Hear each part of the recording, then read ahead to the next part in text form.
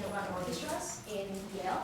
And at the same time, I'm also applying for internships, taking STEM classes. In fact, my first semester was all STEM classes and STEM labs. But it just goes to show you that in college, you have a lot more freedom to kind of choose what kind of path you want to go along. And if you have multiple interests, like, oh yeah, I did, okay, thank you. Yeah. So this is just kind of my generic go forth and prosper kind of last page, but really in college you have a lot more freedom than you do in high school to do what you want and really explore your interests. So don't be afraid to kind of branch out, do things that you thought would, might have only been a hobby before, but you can make into something really important to you, which is what I did with my music and stuff. So just don't limit yourself, I think. Everybody in essence has that unique spark in them, something special about them that they can show to a school and have them realize that this is a special person with their own individual interests and contributions. And I think the essay, the GPAs, the scores, all of that is just kind of a system through which you can show that and show schools what kind of person you are and what values you have. So I think your only job is to portray yourself in the best ways you can, be authentic, be passionate, and be consistent. Thank you.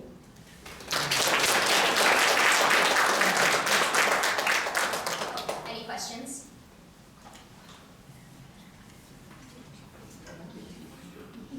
Do you have any secret hacks for getting into a high college?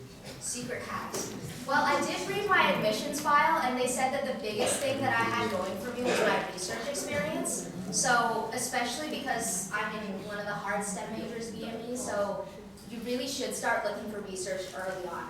Even my first research experience I had was in my junior year in the summer after my junior year, which, is generally kind of it's a decent time to start, but it would have been better if I had started earlier. So start early, start looking at opportunities around you early. I mean, they have a wonderful university right here that you can do research at that you know a lot of faculty from. So don't be afraid to look into those opportunities and email people about what you can do. All right, thank you.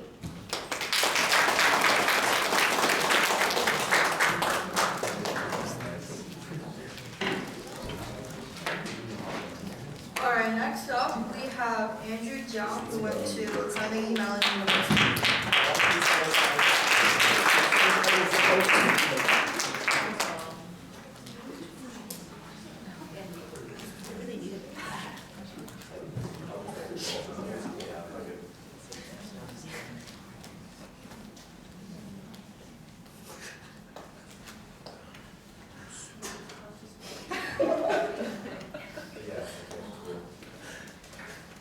Hi guys.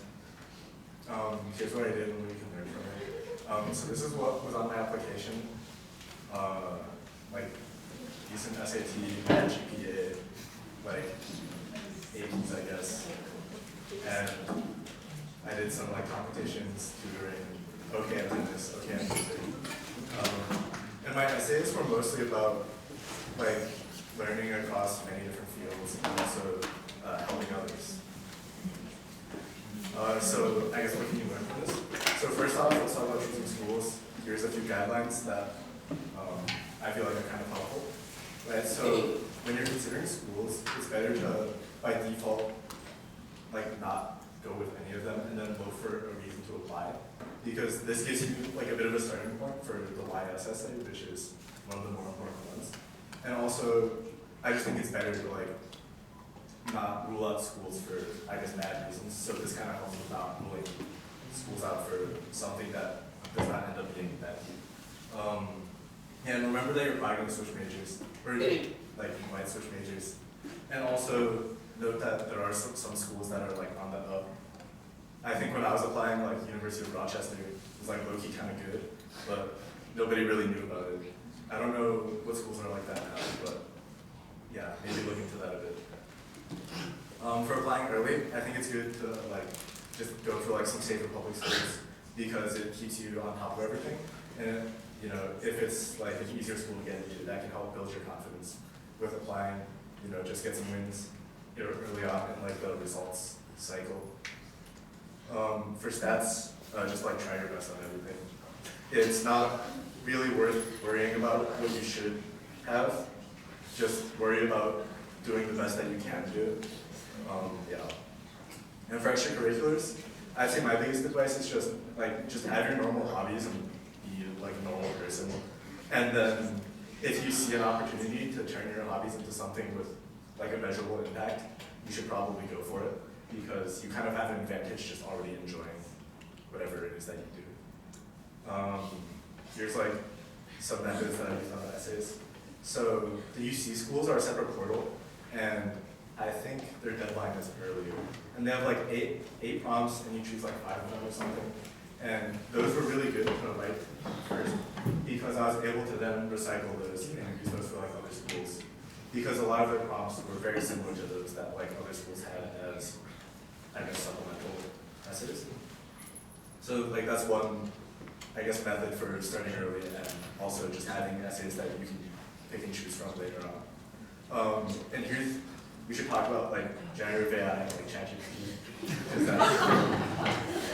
because like that's important nowadays, right? So like here's an example of what I think is a pretty solid way to use it for your essays, right? So you go to a school's mission statement. You just Google like Carnegie Mellon mission statement, and they give you like this whole paragraph talking about like intellectual like whatever, and like it doesn't really make sense because it's all very formal language. So what you can do is you can copy paste it to ChatGPT, and just ask it like, hey, like what is it really saying? Like what does this mean? Because it's like really hard to understand. And then like this gives you some idea of like kind of what they're looking for, but also what they value in a student. And then when you're writing your essays, you can just have that in mind. Like you should still obviously like not lie, just like be you. But you kind of get an idea of like the intersection between yourself and the university. So like this is what Chat told me about Carnegie Mellon. They value skill development and professional readiness, and well-being as a support for productivity, stuff like that. I can confirm this is like pretty accurate, so I guess, yeah. That's like one way you can use ChatGPT or like generative AI.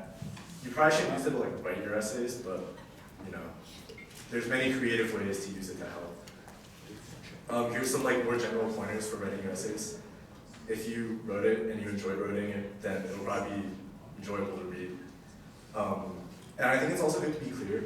You want your reader to like read your essay and know something about you.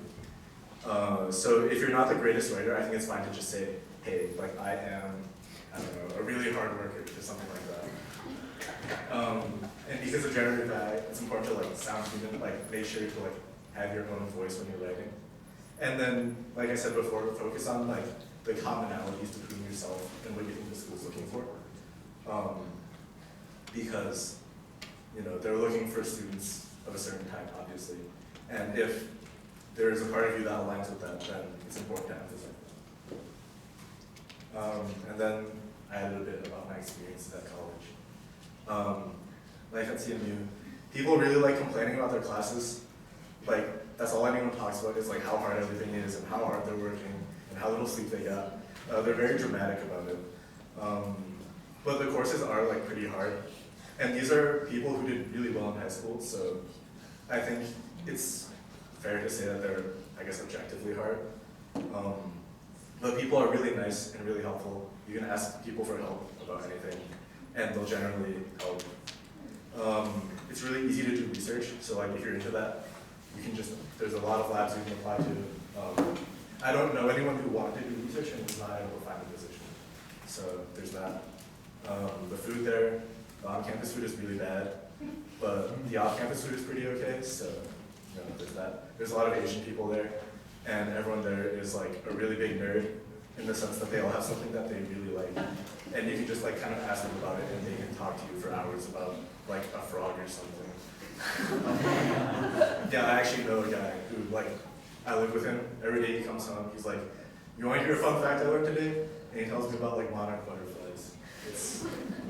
I'm happy for him. And now I should address the allegations. The first one that I hear a lot, Pittsburgh weather is depressing. For us, I'd say it's not that true because it's about the same as here. But like a lot of people say that because they're from like California, you know, LA, where the weather is just beautiful every day. So for them it probably sucks, but we don't really care. There's also, people say, you know, there's a really high workload, and like, there's a grind culture, I guess, which is like pulling all nighters and stuff. Yeah, that's true, but if you just have good time management, it's like not that bad. Like, there's high stress and burnout, that's also kind of true. But once again, if you have good time management, you can make time to like, you know, de-stress, you know, take time for yourself, all that. High depression, I feel like that's not true. Like, it's definitely above average, but I feel like it's still a low percentage of people that are like depressed. Like, everyone's just like a bit sadder than they would normally be, but like, it's fine. Bad social life, I feel like that's not true. You just have to like try a bit to make friends. Yeah.